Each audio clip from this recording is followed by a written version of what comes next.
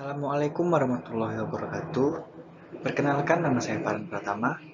Baiklah, pada video kali ini saya bersama rekan-rekan kelompok saya akan menjelaskan sebuah materi tentang integral numerik.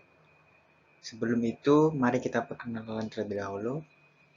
Nama saya Farhan Pratama dengan NIM D10411911001. Ada Bram Ariesta Firandi dengan NIM D10411911037. Ada Dava Arya Nugraha dengan NIM D10411911021. Ada Fikri Oktariski dengan NIM D10411911025. Ada Muhammad Syahrial dengan NIM D10411911017.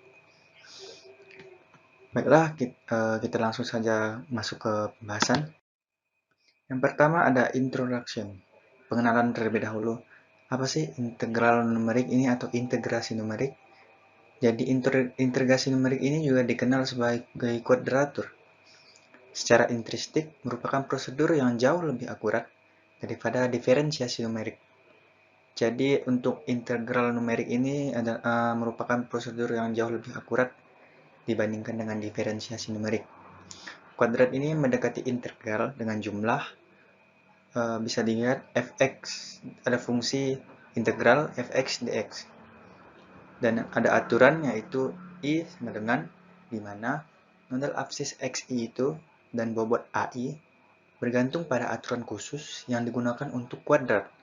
Semua aturan kuadratur itu diturunkan dari interpolasi polinomial dan integran. Oleh karena itu, akan sangat optimal jika fx ini dapat didekati dengan polinomial. Selanjutnya, metode integrasi numerik ini dapat kita bagi menjadi dua kelompok. Yang pertama ada Newton-Cotes, dan yang kedua ada kuadrat Gaussian. Ini merupakan rumus dari metode integrasi numerik atau integral numerik. Jadi yang pertama ada rumus dari Newton-Cotes. Rumus Newton-Cotes ini dicirikan oleh absisas dengan jarak yang sama, dan termasuk metode terkenal seperti aturan trapesium dan aturan Simpson. Mereka ini paling berguna jika fx telah dihitung pada interval yang sama atau dapat dihitung dengan biaya rendah. Karena rumus Newton-Cotes ini didasarkan pada interpolasi lokal, rumus tersebut hanya memerlukan kecocokan sedikit demi sedikit ke polinomial. Yang kedua ada kuadrat Gaussian. Dalam kuadrat Gaussian ini, lokasi absis dipilih untuk menghasilkan akurasi terbaik.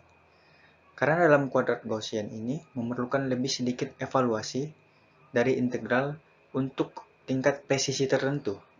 Keuntungan dari kuadrat Gaussian ini yaitu kemampuan untuk menangani singularitas yang dapat diintegrasikan dan memungkinkan kita untuk mengevaluasi sebuah pernyataan atau sebuah soal seperti ada integral gx dibagi akar 1 dikurang x kuadrat.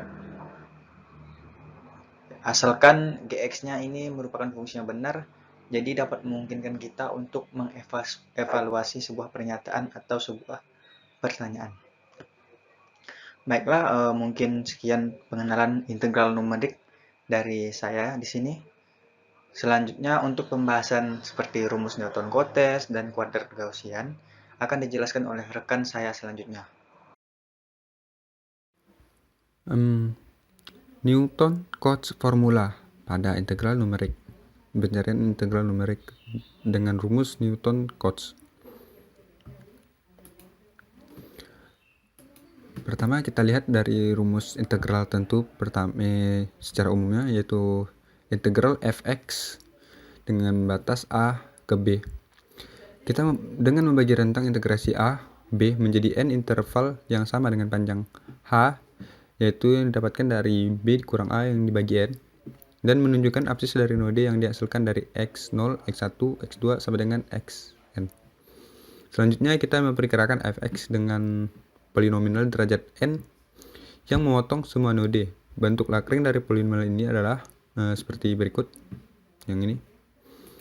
Lalu di mana ix adalah fungsi utama Oleh karena itu, perkiraan integral dalam persamaan adalah ya, seperti ini. Yang dimana AT-nya ini, AT, yaitu integral dari LI ini, seperti yang ini. Dengan I sama dengan 0, 1, 2, 3, sampai dengan N. Ada beberapa aturan dari Newton cos formula, yaitu yang pertama trapezoidal rule, yang N-nya sama dengan 1. Kedua, Simpson rule, yang N-nya sama dengan 2. Ketiga, 3/8 Simpson rule dengan N sama dengan 3. Di internet saya ada yang cari juga yang apa namanya tadi, ada satu lagi tapi saya lupa namanya. Yang di sini yang paling penting dari aturan tersebut adalah trapezoidal rule. Di sini kita hanya sedikit fokus membahas trapezoidal rule, tapi ini juga nanti akan dijelaskan. Karena aturan ini dapat digabungkan dengan Richardson extrapolation dan menjadi algoritma yang efisien dan dikenal sebagai integrasi roundback. Itu nanti akan jelaskan, yang membuat aturan lain agak berlebihan. Grafik berikut, jika N sama dengan 1 seperti gambar di atas, N-nya 1 memiliki ini L0 sama dengan X kurang X1 bagi X0 kurang X1, ini kecil sih harusnya, sama dengan min X kurang B yang dibagi H. Karena itu didapatlah A0 nih, dan juga L1 dengan sini ya, minnya hilang di sini, sehingga satunya didapat. Substitusi dalam persamaan sebelumnya, substitusikan ke dalam persamaan sebelumnya dan mendapatkan hasil seperti ini. Ini adalah yang disebut dengan rumus trapezoidal rule, yang mewakili luas trapesium pada grafik sebelumnya. Luas trapesium ini. Cari error dalam trapesium, aturan trapezoidal rule, rumusnya dikurang I. Integral fx dengan batas AB dikurang I. Dengan luas antara fx dan interpolan garis lurus seperti yang ditunjukkan pada gambar grafik sebelumnya, ini dapat diperoleh dengan mengintegrasikan selain interpolasi dengan rumus ini. Cara mencarinya. Yang bagian ini adalah errornya ini. Ini errornya. Yaitu ada lagi yang namanya composite trapezoidal rule. Aturan trapesium komposit. Dalam prakteknya, aturan trapesium diterapkan secara bertahap. Gambar grafik sebelumnya menunjukkan daerah A, B yang dibagi menjadi n panel. Masing-masing lebar H mempunyai fungsi fx yang akan diintegrasikan dekati dengan garis lurus di setiap panel. Dari aturan trapesium yang didapatkan seperti berikut, naik, turun. Dengan H ini, setiap panelnya nih panel 1, 2, 3, 4, 5, 6 panel nih. Dengan setiap lebarnya masing lebar H, berarti lebarnya masing-masing sama ya. Dengan batas A, B, X0, X1, XI, X1, XN sama dengan XN sampai XN. Untuk perkiraan area dari panel ke I biasa adalah ini rumusnya. Oleh karena itu, total luas yang memiliki integral fx dengan batas A, B adalah nih, yang merupakan aturan yang merupakan aturan composite trapezoidal rule. Lalu ada lagi yang namanya recursive trapezoidal rule. Misalkan IK menjadi integral yang dievaluasi dengan aturan trapesium komposit atau composite trapezoidal rule menggunakan panel 2 pangkat K-1. Diperhatikan bahwa jika K dinaikkan 1, jumlah panelnya itu menjadi 2 kali lipat. Dengan notasi seperti berikut, H sama dengan B kurang A.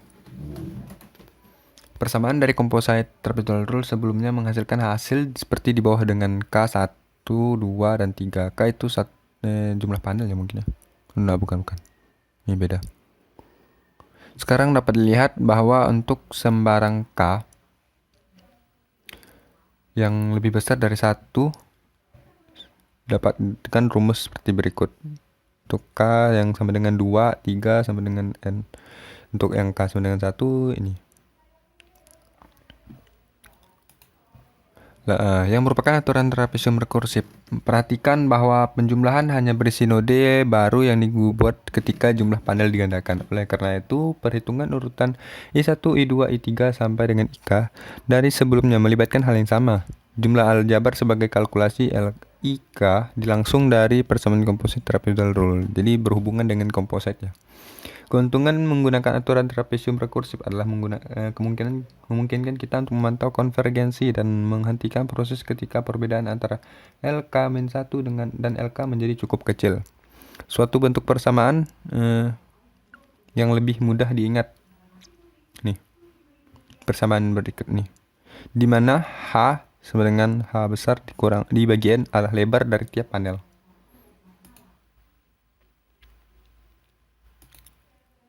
Wait.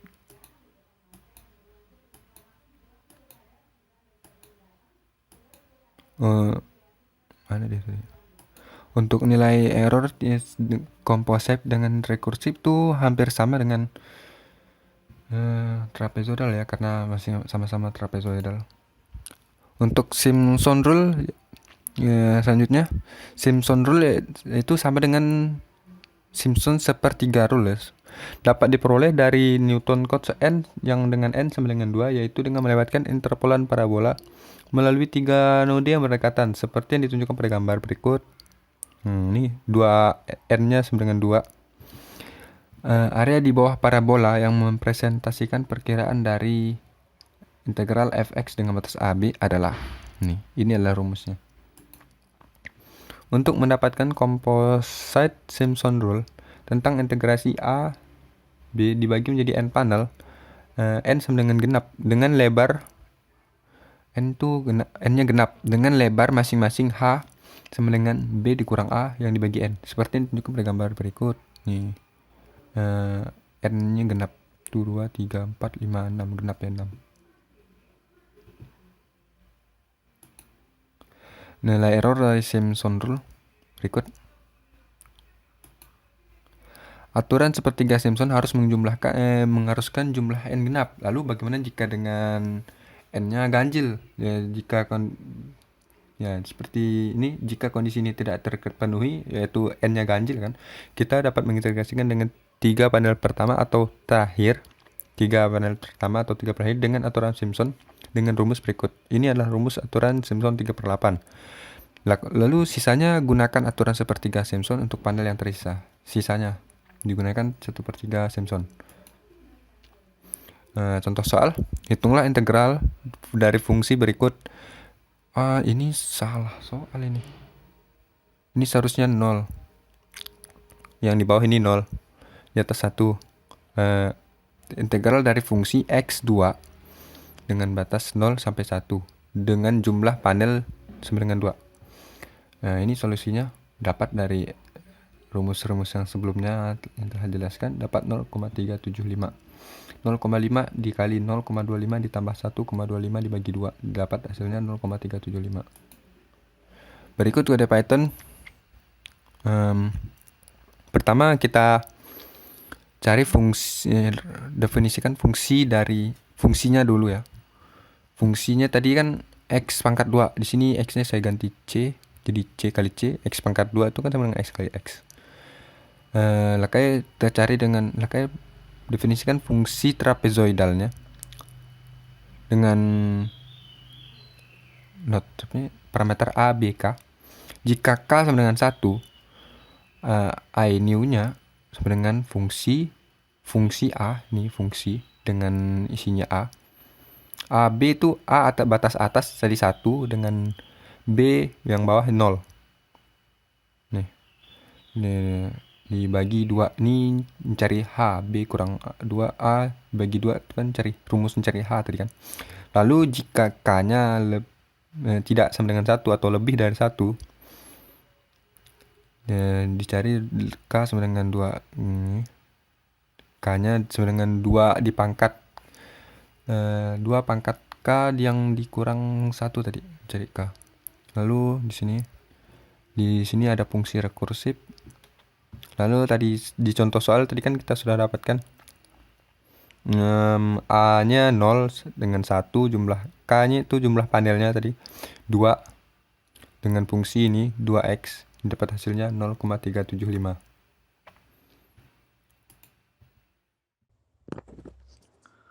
Oke, jadi perkenalkan, nama saya Bram Safirandi.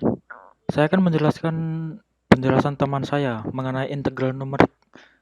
Selanjutnya metode Romberg integration.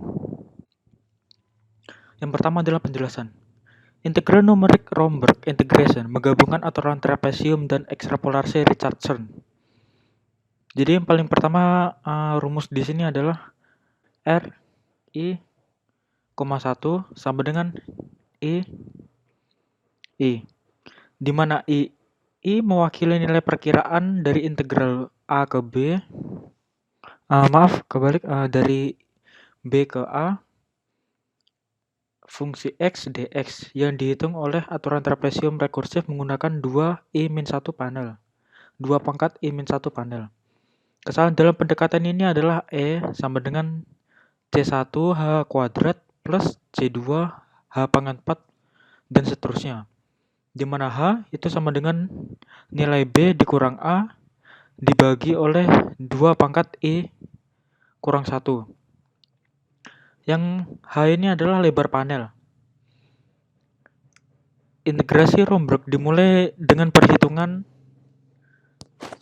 R 1,1 sama dengan I1, yaitu satu panel, dan R 2,1 sama dengan I2, yaitu 2 panel, dari aturan trapesium. Istilah kesalahan utama C1H kuadrat kemudian dihilangkan dengan ekstrapolasi Richardson menggunakan P sama dengan 2, yaitu eksponen dalam suku kesalahan terkemuka dalam persamaan yang di atas tadi, dan menunjukkan hasil dengan R 2,2, lalu didapatkan R 2,2 sama dengan 2 kuadrat R 2,1. Sebagai catatan di sini 2,1 ini maksudnya adalah lokasi dari matriksnya, jadi baris 2 kolom 1. R 2,1 dikurang R 1,1 bagi 2 pangkat 2 min 1. Yaitu dan lalu sama dengan 4/3 R 2,1. Lalu menjadi 1/3 R 1,1.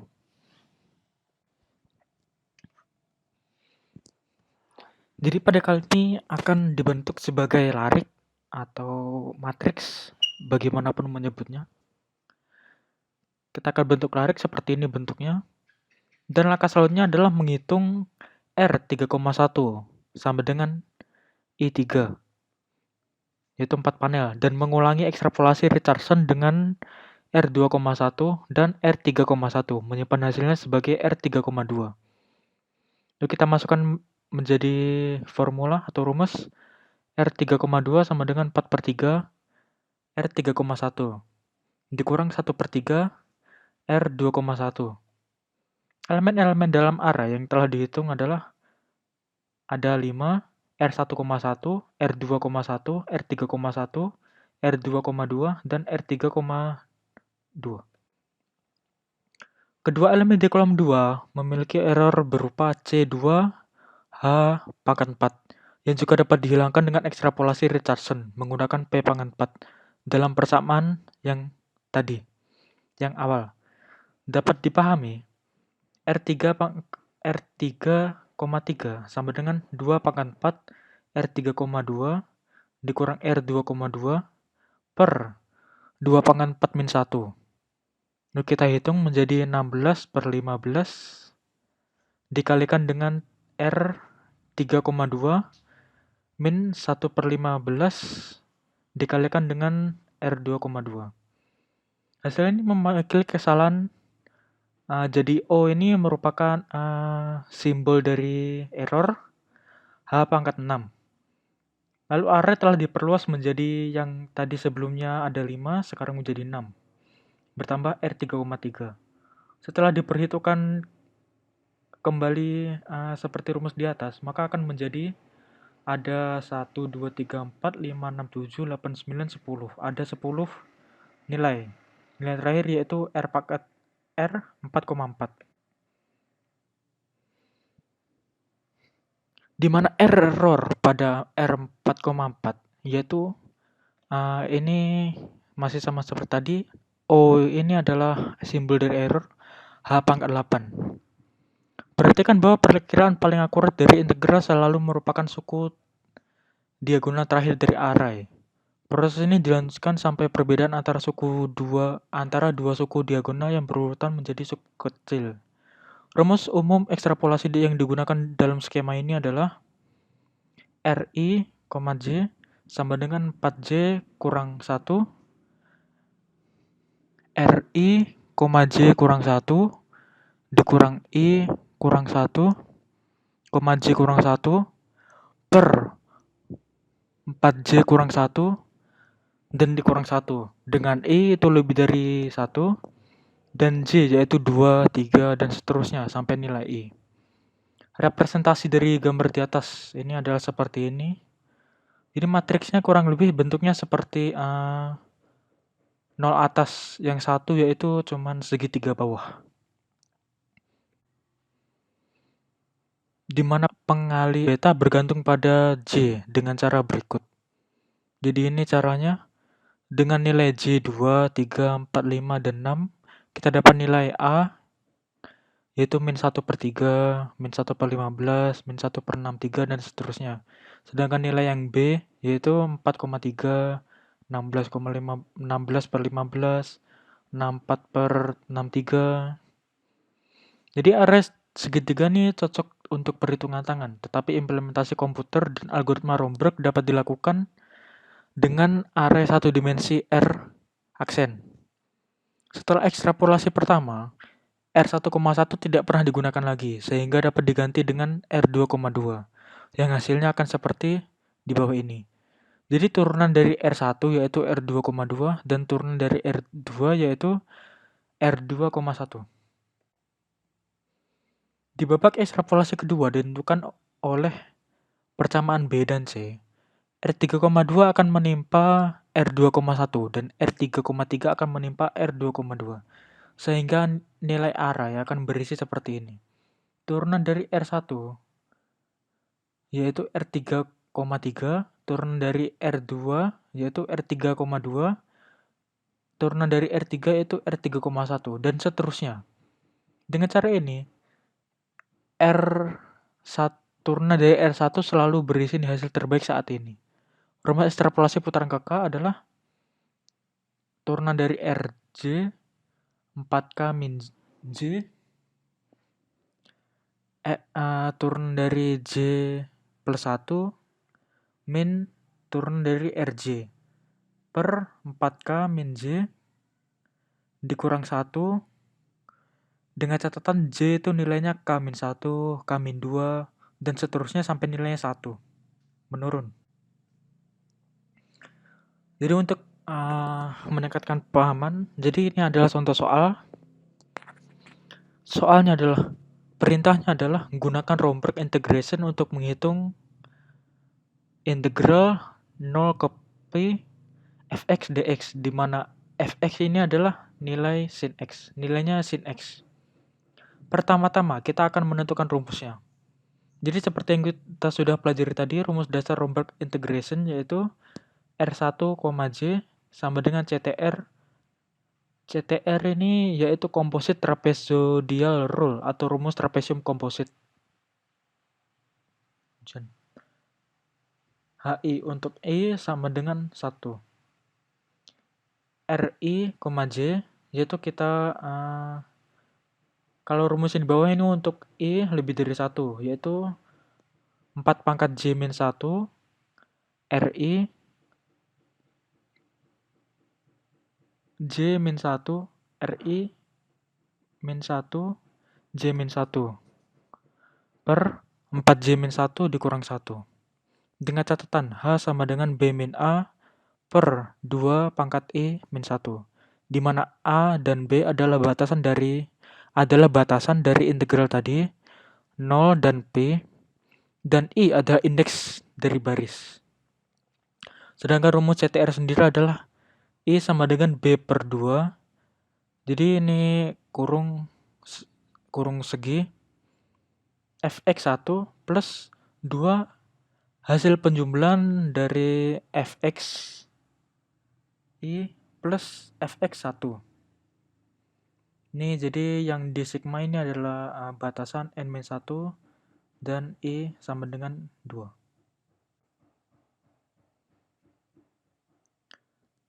Jadi setelah kita memecah tadi, kita akan mendapatkan gambaran yang lebih jelas dari matriks R di atas. Matriks R-nya adalah seperti ini. Bentuknya menurun, sedangkan segitiga atasnya yaitu bernilai 0, tidak ada nilai. Kita mulai pengerjaan contoh soalnya. Sesuai dengan petunjuk sebelumnya, pertama-tama kita akan menghitung R1,1. Karena di kolom pertama, maka kita akan menggunakan rumus trapesium komposit. Yang pertama yaitu batas pertama P. R1,1 yaitu P per 2 sin 0 plus sin P, yaitu 0. R2,2 masih belum bisa dihitung karena bergantung pada R1,1 dan R2,1. Sedangkan kita belum mendapatkan nilai dari R2,1. Jadi kita hitung. Pada H kedua, nilainya yaitu P per 2. Dengan X1 sama dengan 0, X2 sama dengan P per 2, dan X pangkat 3, X3 yaitu P. Selanjutnya kita menghitung R2,1, P per 4 yaitu sin 0 plus 2 sin dari P per 2 plus sin P. Setelah kita hitung nilainya akan menjadi 1,5708.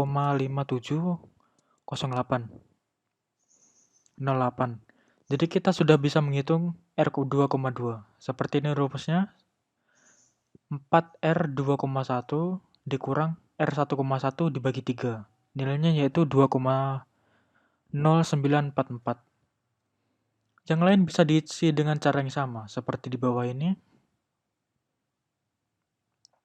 Dan kita akan mendapatkan nilai R3,1, yaitu 1,8961, R3,2, 2,0046, dan nilai dari R3,3 yaitu 1,9986.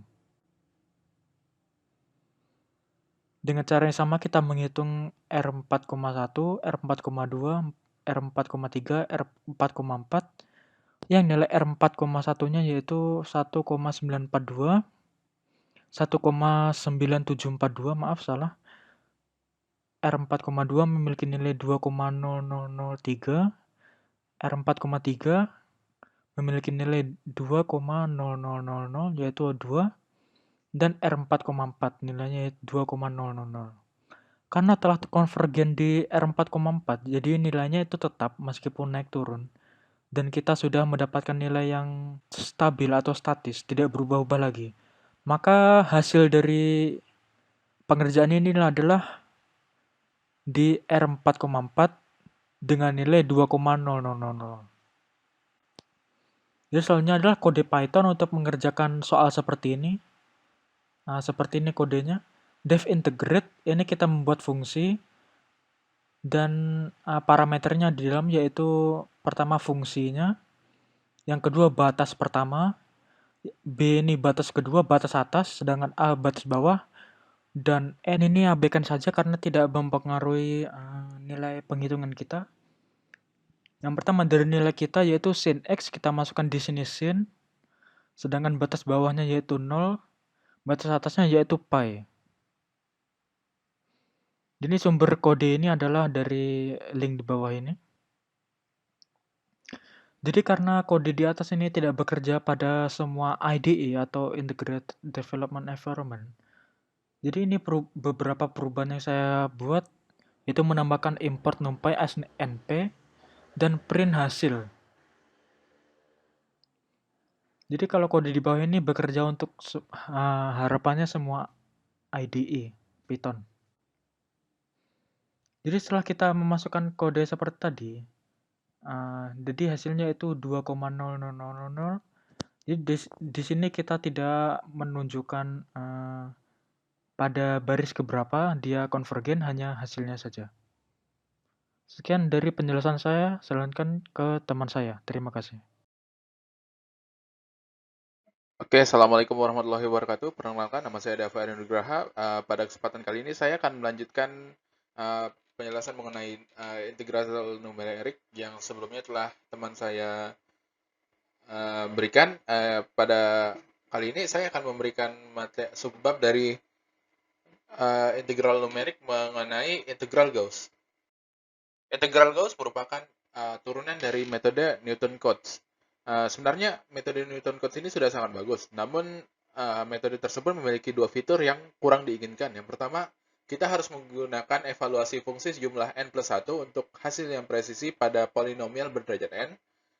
Hal tersebut mungkin tampak seperti rasio yang baik, namun dalam praktiknya jumlah titik evaluasi akan sering ditingkatkan untuk memperoleh akurasi yang lebih tinggi, namun hasil yang diperoleh juga tidak presisi. Sebagai contoh, pembaca dapat melakukan simulasi dengan memvariasikan jumlah panel yang digunakan untuk memperoleh nilai integral sebuah fungsi. Jika kita plotkan hasil yang kita peroleh, grafik yang muncul berupa garis yang berosilasi khususnya pada penggunaan polinomial berderajat tinggi yang menunjukkan hasil yang diperoleh menjadi kurang presisi. Kelemahan kedua dari metode Newton-Cotes ini adalah metode Newton-Cotes ini memerlukan fungsi terintegrasi untuk dievaluasi pada node yang berjarak sama. Ini benar terlepas dari fungsi yang digunakan. Setiap panel membutuhkan node dengan jarak yang sama di dalamnya. Ini bisa menjadi masalah dengan fungsi periodik, di mana diskontinuitas periodik dapat secara kebetulan mendarat di titik evaluasi. Jika panel Newton-Cotes dapat menyebabkan masalah, kita dapat menggunakan integrasi Gaussian untuk menyelesaikan integral. Jadi secara umum, integrasi Gauss atau integral Gauss berusaha memperoleh pendekatan luas bawah kurva fungsi dengan memecahkan fungsi tersebut menjadi faktor bobot C dan fx yang merupakan polinomial pendekatannya. Integral diperoleh melalui hasil kali dari bobot dan fungsi polinomial. Jumlah bobot dan fungsi yang digunakan bergantung pada orde n polinomial yang akan digunakan untuk mengestimasi integral suatu fungsi. Bentuk umum dari kaidah Gauss tersebut ditampilkan pada persamaan di bawah ini, di mana C merupakan faktor bobot dari X, di mana C merupakan faktor bobot dan X merupakan titik evaluasi. Kemudian masuk ke nilai-nilai faktor bobot dan nilai-nilai masing-masing titik evaluasi disajikan pada tabel di bawah. Jadi fungsi yang akan dicari nilai integralnya pada umumnya tidak hanya memiliki daerah batas 1, minus 1 hingga 1, sehingga pendekatan kuadratur Gauss tidak dapat digunakan secara langsung. Pada fungsi yang tidak memiliki batas seperti itu, agar kuadratur Gauss tetap dapat digunakan, fungsi tersebut perlu dilakukan transformasi. Proses transformasi tersebut dituliskan pada persamaan di bawah ini. Kemudian masuk ke algoritma integral Gauss. Yang pertama itu kita harus menentukan fungsi fx dan selang integrasinya, yaitu AB. Kemudian lakukan transformasi fungsi tersebut hingga diperoleh fungsi dengan selang minus 1 hingga 1 menggunakan persamaan di samping. Kemudian menentukan orde polinomial n yang digunakan.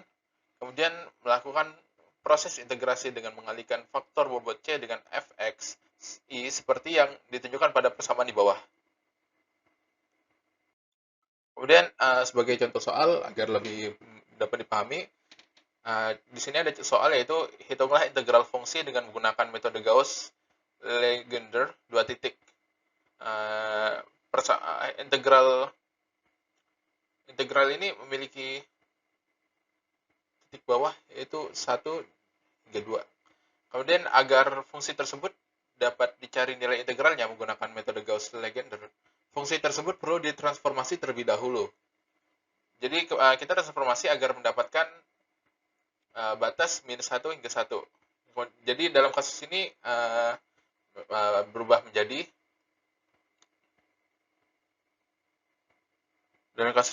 menjadi ft sama dengan 1,5 ditambah 0,5t, maka 2 tambah 1. Kemudian dari persamaan tadi akan didapatkan seperti ini dan akan menghasilkan integral fungsi nilai tadi bernilai sekitar 3,3333333. Oke, kemudian untuk kodenya di sini kita menggunakan bahasa Python. Pada kode ini saya menggunakan modul dari Skype untuk integrate. Integrate ini untuk mengintegralkan secara Gauss. Kemudian hasil dari pemasukan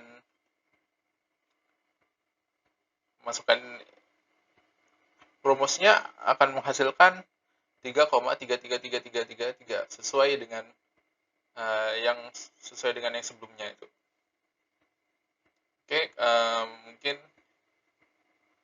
Mungkin sekian presentasi dari saya. Akan saya lanjutkan kepada rekan saya.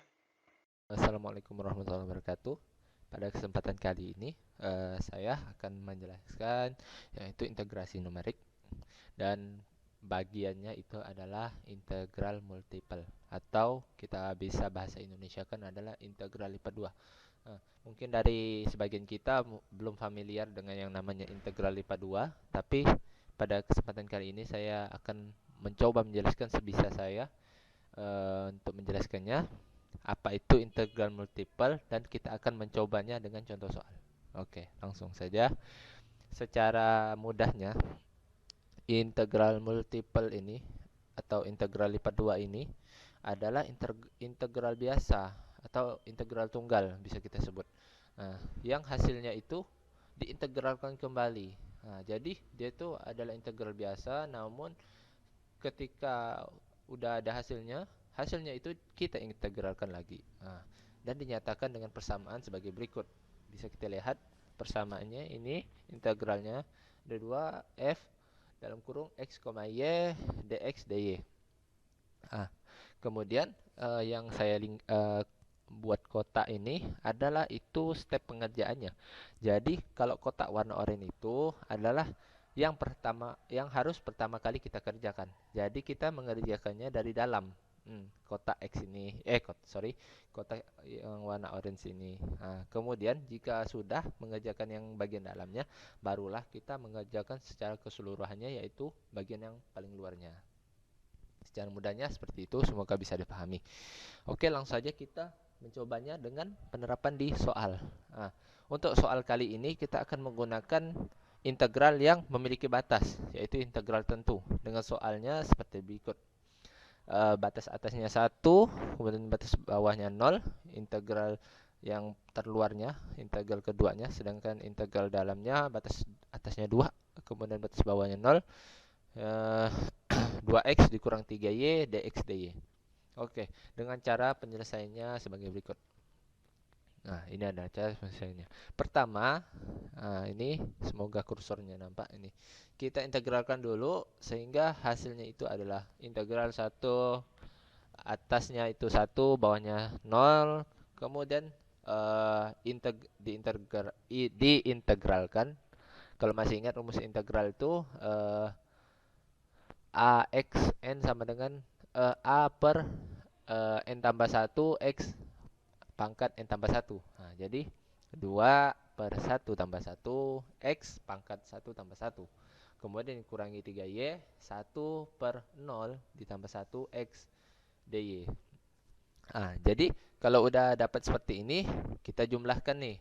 Nah, kita jumlahkan 2 per 1 tambah 1, 2. 2 per 2 adalah nilainya 1. Kemudian x 1 tambah 1, 2. Jadi x pangkat 2. Satunya tidak perlu ditulis. Oke. Dikurang 3 xy. Jadi 1 per 1. 1 per 0 tambah 1 adalah 1 per 1. Juga tidak perlu ditulis. Nah, jika sudah, kita buat batas atasnya 2 dan batas bawahnya 0. Jika sudah seperti ini, barulah kita masukkan angka-angka yang ada di batasnya. Di batas tersebut, yang pertama kita masukkan batas atasnya dengan mengganti nilai x-nya. Nah, yang ini adalah batas atasnya yaitu 2, sehingga x-nya ini kita ganti 2. 2 pangkat 2 dikurang 3 dikali 2 y tutup kurung dikurangi, kita masukkan batas bawahnya 0 pangkat 2 dikurang 3 kali 0 Y dy. Jika sudah, baru kita jumlahkan 2 pangkat 2 adalah 4 kurang 3 kali 2 adalah 6 Y. Lalu 0 pangkat 2 itu 0, 3 dikali 0 0. Jadi tidak perlu ditulis hasil karena nilainya adalah 0. Jika sudah, dapatlah integral yang pertama ini. Selanjutnya kita integralkan kembali hasil yang sudah kita dapatkan ini. Dengan cara kita integralkan lagi, caranya seperti di atas. 4 per 0 ditambah 1 Y 0 ditambah 1 Y pangkat 0 tambah 1 dikurang 6 per 1 ditambah 1 Y pangkat 1 ditambah 1 dengan batas atas 1 batas bawah 0. Lalu kita jumlahkan 4 per 1 4 per 1 adalah 4 Y 0 tambah 1 adalah Y pangkat 1, maka hasilnya adalah 4Y dikurang 6 per 2 6 per 2 6 bagi 2 adalah 3, kemudian Y 1 ditambah 1 adalah 2, sehingga pangkatnya adalah 2 dengan batas atasnya 1 dan batas bawahnya 0. Dilanjutkan, jika sudah tadi 4Y dikurang 3Y pangkat 2, batas atas 1, batas bawah 0. Kemudian kita substitusikan, kita masukkan nilai batasnya itu ke dalam nilai Y. Sehingga 4 dikali 1 dikurangi 3 dikali 1 pangkat 2 kurang 0. Kok 0? Karena apa? Karena sesuatu yang dikalikan 0 maka hasilnya 0. Jadi kita hanya cukup perlu tuliskan 0. Seperti itu. Kalau sudah, kita hitung 4 dikali 1 4 dikurang 3 dikali 1 pangkat 2. Sehingga hasilnya adalah 3. 4 dikurangi 3 adalah 1. Oke. Jadi itu penjelasan dan contoh soal dari penerapan integral multiple. Semoga bisa dipahami. Terima kasih. Assalamualaikum warahmatullahi wabarakatuh.